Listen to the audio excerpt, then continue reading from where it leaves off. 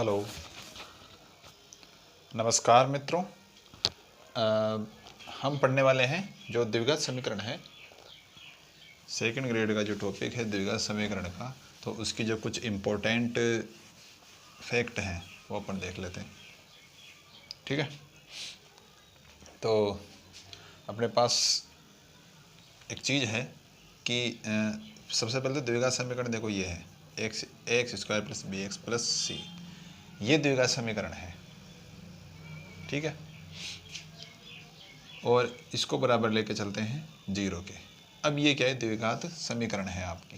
ठीक है, और ये क्या, अगर ये सिंगल लिखा हुआ हो तब वो क्या हो जाता है, व्यंजक हो जाता है आपका। तो आपका ये द्विघात समीकरण है। इसमें अपन लेके चलते हैं कि इसके जो मूल है वो कैसे निकलते हैं। मूल निकलते हैं आपके, इसका ये सूत्र है इसका, minus B plus minus under root, यहाँ पर मैं डी लिख दूँ या बी स्क्वायर माइनस 4ac भी लिख सकता हूँ, 2a। ये इस तरीके से मूल निकाले जाते हैं। अच्छा, ये जो d है, ये d है, इसकी जगह आता क्या है अपने पास, d का जो वैल्यू होता है वो आपका होता है बी स्क्वायर माइनस 4ac।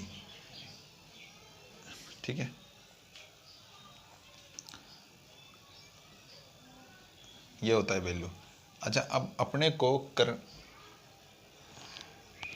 करना क्या है इसमें कि जो रूल है ना, वो देखना है अपने को। रूल क्या क्या है कि एक तो होता है डी ग्रेटर देन जीरो, यानी कि अपन अपन किस पे कर रहे हैं कि जो मूल होता है ना, मूलों की अपन प्रकृति पर बात कर रहे हैं एक तरीके से।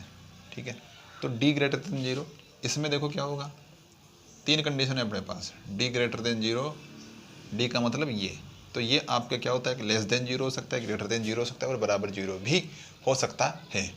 ठीक है, तो ये दोनों जो कंडीशन है इसमें आपके जो मूल होंगे वो आपके क्या होंगे, रियल नंबर्स होंगे।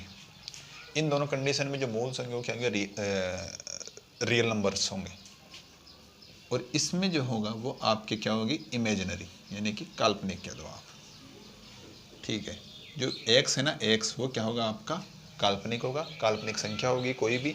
जैसे मैं कह दूं कि -3, यानी कि रूट -3, यानी कि 3 आयोटा हो गया, तो आयोटा वाली जो भी डिजिट होगी वो इसके अंदर आ जाएगी।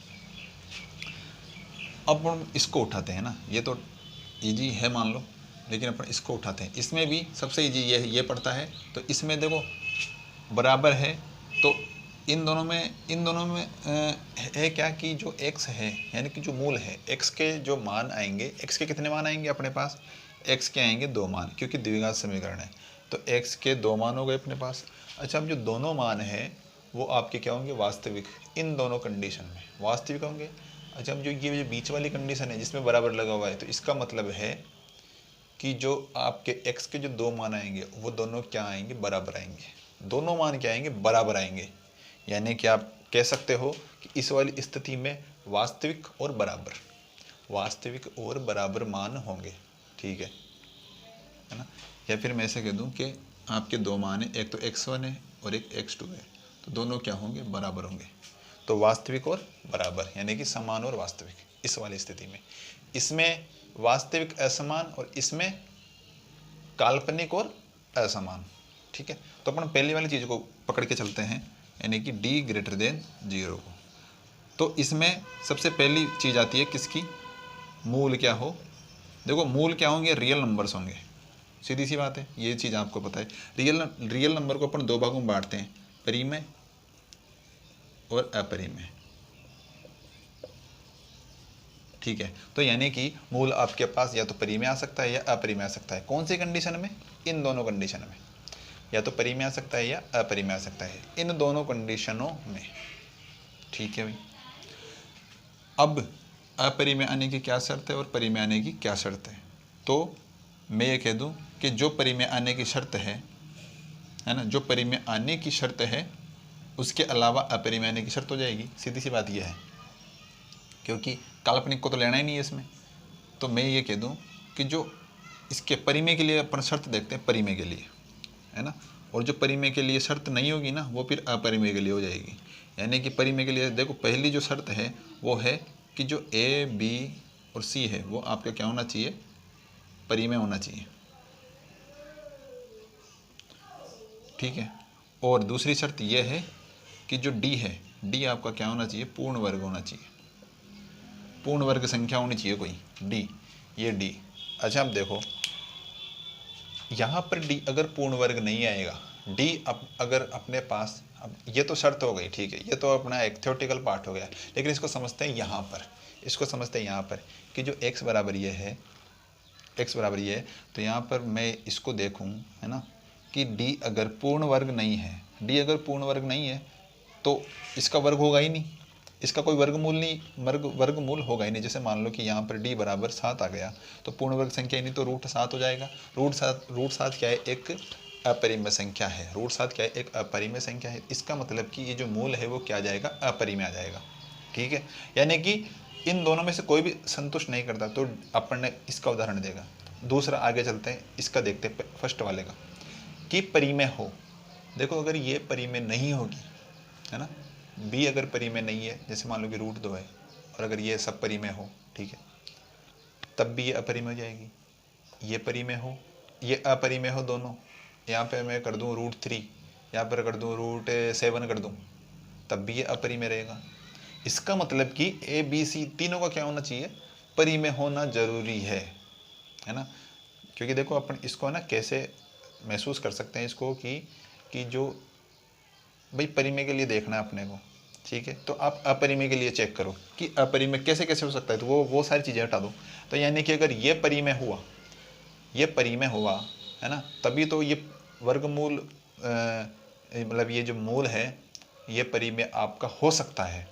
कहने का मतलब ये है कि अगर ये कोई संख्या पूर्ण वर्ग है, जैसे मान लो कि यहाँ पर आ गया 16, यहाँ पर मैं लिख दूँ 16 का वर्गमूल 4 आ गया, ठीक है, प्लस माइनस, अब ये जो b है और ये 2 है, अगर यहाँ पर 4 आ गया, है ना, और यहाँ पर आ गया √3, यहाँ पर आ गया, इसको तो अभी छोड़ो, चलो यहाँ पर तो मैं 2 ही ले लेता हूँ। लेकिन आप एक बताओ, ये भी पूर्ण वर्ग है, ठीक है, ये वाली शर्त पूरी हो गई, लेकिन ए क्या है, ए परिमेय है, लेकिन बी परिमेय नहीं है, तो ये पूरी राशि ही क्या हो गई, अपरिमेय हो गई। तो कहने का मतलब दोनों की दोनों कंडीशन सही होना अनिवार्य है परिमेय के लिए। अच्छा अब एक भी कंडीशन गलत हो जाएगी ना, तो वो जो मूल है ना, मूल वो क्या हो जाएगा, आपका अपरिमेय हो जाएगा। क्या हो जाएगा, आपका अपरिमेय हो जाएगा। तो यही थी समझने वाली बात कि जो परिमेय है वो परिमेय कब होगा, 2 ही कंडीशनों में होगा, जब ए बी सी क्या हो। जैसे मान लो कि आपको कोई प्रश्न पूछ ले कि ए बी सी, है ना, यदि क्या हो, परिमेय हो, ए बी सी यदि क्या हो, परिमेय हो, तो उसके मूल यानी कि उस समीकरण के मूल क्या होंगे भाई, परिमेय होंगे, अपरिमेय होंगे, परिमेय हो सकते हैं, है ना, या अपरिमेय हो सकते हैं।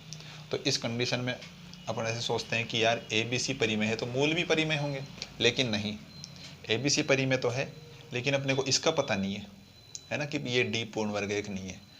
तो अपन यही कहेंगे कि परिमेय हो भी सकता है और नहीं भी हो सकता, दोनों पॉसिबिलिटी है अपने पास। तो इसलिए अपन डायरेक्ट ये नहीं कहेंगे कि परिमेय होगा मूल।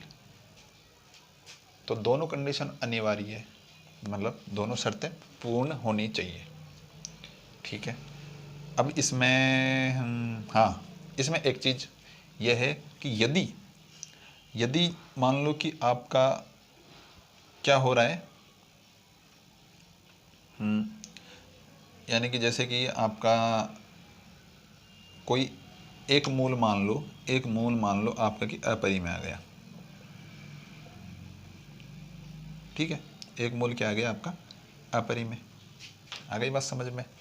तो आपका दूसरा मूल भी क्या होगा, दूसरा मूल भी क्या हो जाएगा, आपका अपरिमेय हो जाएगा, है ना।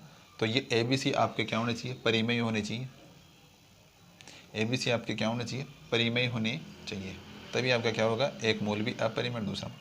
अच्छा अब ऐसे वाली कंडीशन आएगी नहीं कि एक तो अपरिमेय जा रहा है और एक परिमेय जा रहा है। देखो आओ इधर चेक करते हैं, इधर चेक करते हैं। मान लो कि ये वाला आपका क्या है, परिमेय है, है ना। ये वाला मान लो कि आपका परिमेय है, ये आपका क्या है, परिमेय है। जैसे मान लो कि मैं ऐसे लिख देता हूँ, है ना, कि -√3 प्लस -√3 और यहाँ पर लिख देते हैं 2। ये वाली सिचुएशन है। अब इसमें क्या है कि देखो, अगर इसको जोड़ेंगे तो माइनस माइनस वाला जोड़ेंगे तो -2√3/2, तो 2 से 2 कट गया, आंसर आ गया आपके -√3। तो ये आपका क्या, ये परिमेय आ गया। नेक्स्ट जोड़ेंगे तो एक आंसर क्या आ जाएगा, 0 आ जाएगा, 0 आ जाएगा।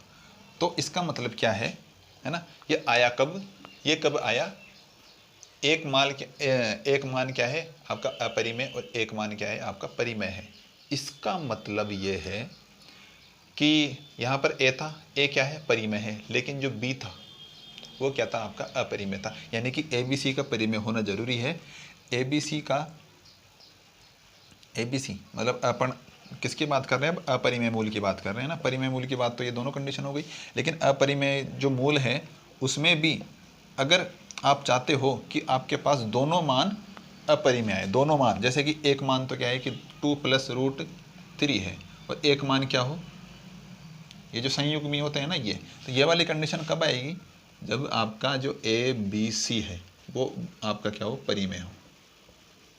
यानी कि ए बी सी का परिमेय होना है ना, वो परिमेय के मूल में भी जरूरी है और अपरिमेय मूल में भी जरूरी है, जब दोनों मूल आपको अपरिमेय चाहिए। अच्छा, अब अगर ए बी सी परिमेय नहीं होगा ना, ए बी सी आपका परिमेय नहीं है, तो एक मूल तो परिमेय आ सकता है और एक मूल अपरिमेय आ सकता है। तो इसलिए ए बी सी आपको परिमेय चाहिए। जैसे मान लो कि क्वेश्चन आ गया, जैसे माना कि क्वेश्चन आ गया आपको, और क्वेश्चन में आपको ये बता दिया कि एक समीकरण है, एक क्या है, समीकरण है, उसका एक मूल तो क्या है, x = 2 + √3। तो दूसरा मूल क्या होगा, तो अपन ऑप्शन में मान लो ये भी दे दें, तो अपने को क्या है, चेक ये करना है कि जो ए बी सी है ना, ए बी सी वो आपके परिमेय है या नहीं है। अगर परिमेय है तब तो ये सही है, अगर परिमेय नहीं है तो कुछ भी हो सकता है, वो आपका कुछ भी हो सकता है। इसलिए इसके लिए जो शर्त है ना, वो ये वाली है। और ऐसी की ऐसी शर्त अपन टी के लिए लेके चलेंगे। अब देखो, ये जो तीसरा वाला है ना, काल्पनिक, इसके लिए ऐसी की ऐसी शर्त आ जाएगी एक। अब उसमें तो अपने को दो चीज़ें ध्यान में रखनी थी कि मूल क्या हो, परिमेय हो और अपरिमेय हो। इसमें अपने को ऐसा कुछ ध्यान नहीं रखना है, इसमें सिर्फ काल्पनिक का ही ध्यान रखना है, ठीक है। क्योंकि जब अंडर रूट आएगा ना, तभी वो संख्या काल्पनिक बनेगी, और अंडर रूट आएगा ही नहीं तो काल्पनिक ही नहीं बनेगी संख्या, ठीक है ना। आ गई बात समझ में, आ गई। तो इसको पकड़ के चलते हैं कि जो d < 0 है वो तो क्या है, आपका काल्पनिक हो गया x, तो ठीक है। अब अपने को चाहिए x बराबर क्या रहा है, जैसे मान लो कि कुछ भी आ रहा हो ना, तो एल्फा प्लस √β आयोटा, ऐसा कुछ आ रहा है, ठीक है। और एक x1 और ये x2 इधर आ रहा है, जैसे मान लो कि आपका p + q आयोटा, ऐसा कुछ आ गया। अंडर रूट पटा देते हैं यहाँ से, ठीक है, ऐसा कुछ आ गया। अब ये तो अलग अलग वैल्यू हो गई है ना, कुछ भी आ सकता है, लेकिन आपको चाहिए कि ऐसा मान हो जैसे कि alpha plus beta iota, alpha minus beta iota, यानी कि ये संयुग्मी एक युग्म के रूप में दिखे आपको, है ना। तो आपको क्या करना होगा कि जो ए बी सी है वो आपके क्या होने चाहिए, रियल नंबर होने चाहिए। ए बी सी है तब तो एक मूल ये हो जाएगा और एक मूल ये हो जाएगा, वरना तो अलग अलग होंगे, वरना तो कुछ भी हो सकता है ना। लेकिन अगर आपको ए बी सी कहीं पे रियल नंबर्स दिख रहे हैं तो आप क्या करोगे, अगर एक मूल आपको पता है कोई सा भी, तो आप दूसरा मूल डायरेक्ट बता सकते हैं। और अगर नहीं है, A B C real number नहीं है, तो नहीं बता सकते, इसमें नहीं बता सकते, ठीक है। तो ये थे आपके नियम। अब अपन बात करते हैं किस पर, डायरेक्ट जो ए बी सी के जो मूलों के जो चिन्ह होते हैं ना, ये तो मूलों की प्रकृति हो गई, ठीक है। अब मूलों के चिन्ह पर बात कर लेते हैं कि मूल के चिन्ह क्या क्या होंगे। तो जो मूलों के जो चिन्ह है ना वो डिपेंड करेंगे, इन्हीं पर डिपेंड करेंगे, और क्या है ना। अब देखो मूलों में जो संबंध होता है एल्फा प्लस बीटा बराबर होता है माइनस बी अपॉन ए, और एक होता है एल्फा डॉट बीटा बराबर सी अपॉन ए। ठीक है, देखो मैं अगर इसको पकड़ के चलें, अपन इसको पकड़ के चलें तो आप खुद ही बताओ कि यदि एल्फा पॉजिटिव बीटा पॉजिटिव, ठीक है ना, ये दोनों पॉजिटिव, तो इनका गुणा भी क्या होना चाहिए, पॉजिटिव। और ये पॉजिटिव होने के लिए सी का और ए का सेम चिन्ह का होना जरूरी है। तो यानी कि जो सी और ए ये दोनों किसके होंगे भाई, सेम चिन्ह के होंगे। कब, जब दोनों पॉजिटिव हो। ठीक है, यदि दोनों नेगेटिव हो तब भी आपकी यही वाली नेगेटिव गुणा नेगेटिव क्या होता है, पॉजिटिव, तब भी आपकी यही सिचुएशन काम करेगी, तब भी आपकी सेम। तो यानी कि यदि दोनों मूल क्या हो, नेगेटिव या पॉजिटिव, तो जो ए और सी है वो सेम चिन्ह के होंगे, सेम होंगे। तो अगर आप एक ये चीज़ भी ध्यान में रखते हो ना, तब भी आपके बहुत से क्वेश्चन हो सकते हैं। तब भी आपका यानी कि अगर कोई क्वेश्चन इस पर बेस्ड आता है तो आधा क्वेश्चन तो आराम से सलट जाएगा। अब बात करते हैं, बस इसमें थोड़ा कन्फ्यूजन ये हो जाता है कि ये माइनस का चिन्ह थोड़ा सा कन्फ्यूजन पैदा कर देता है ना। बाकी तो ये है ना, ये बहुत ईजी था, इसलिए आप अगर ये भी ध्यान रख लोगे तो आपके बहुत से काम कि यदि दोनों मान क्या हो, पॉजिटिव या दोनों नेगेटिव हो, तो रिजल्ट तो पॉजिटिव ही आएगा, और सी और ए दोनों सेम चिन्ह के होंगे। ठीक है, यहाँ पर आओ, यहाँ पर अगर दोनों में पॉजिटिव ले लो, इसको भी पॉजिटिव इसको भी पॉजिटिव, ठीक है, जैसे कि मैंने लिया 3, यहाँ पर लिया 4, दोनों पॉजिटिव है, योग क्या आएगा 7, लेकिन यहाँ पर तो माइनस आ रहा है, इसको प्लस करना पड़ेगा अपने को, इसको क्या करना पड़ेगा, प्लस करना पड़ेगा इसको। ठीक है, तो क्या तो बी को नेगेटिव ले लो या ए को नेगेटिव ले लो, सीधी सी बात है। यानी कि अगर बी नेगेटिव लोगे तब ये प्लस हो जाएगा, तो ए तो पॉजिटिव लेना पड़ेगा, यानी कि ये दोनों जो चिन्ह है ना वो विपरीत होंगे, ए और बी क्या होंगे, विपरीत। ठीक है, ए और बी विपरीत, ए बी विपरीत होंगे और ए और सी सेम होंगे, यानी कि ए बी विपरीत और ए सी सेम। अब मैं इसको है ना बिना किसी कैलकुलेशन के या बिना किसी उसके बना सकता हूँ। जैसे कि मान लो कि मैंने ए तो किया ग्रेटर देन 0, तो बी इसके विपरीत कर दूंगा और सी इसके सेम कर दूंगा। ठीक है, या फिर अगर ए लेस देन 0 लेता हूँ मैं, तो बी क्या कर दूंगा मैं, ग्रेटर देन 0, और सी क्या कर दूंगा, सी लेस देन 0, ए के समान कर दूंगा। अब ये वाली चीज़ कब है, जब दोनों क्या है, पॉजिटिव है। अब मैं दोनों नेगेटिव लेता हूँ एक बार, दोनों नेगेटिव, तो यानी कि मैं जैसे कि एल्फा बीटा ये दोनों नेगेटिव ले लेते हैं, तो -3 -4, आंसर क्या आ गया, -7। ठीक है भाई, अब यहाँ पर पहले से ही माइनस आ रहा है, -b/a। तो एक बात बताओ, ये माइनस तो पहले से ही है, तो इसको उठाने की जरूरत है ही नहीं, तो यानी कि b और a सेम चिन्ह के लेने पड़ेंगे अपने को, तभी ये यहाँ से हटेगा नहीं, और ऐसा कैसा रहेगा। तो इस कंडीशन में जो a और b है वो क्या होंगे, सेम। ठीक है, और यहाँ पर c तो सेम है ही, c तो a के पहले से ही सेम है, तो यानी कि a b और c या तो तीनों ग्रेटर देन 0 होंगे या फिर तीनों लेस देन 0 होंगे। ये थी किसकी, ये किसकी बात, ये किसकी बात थी, जब दोनों क्या हो, पॉजिटिव। और ये कब की बात थी, जब दोनों क्या हो, नेगेटिव हो, जब दोनों क्या हो, नेगेटिव हो। आ गई बात समझ में। इसमें तीनों सेम होंगे, मतलब तीनों सेम प्रकृति के होंगे।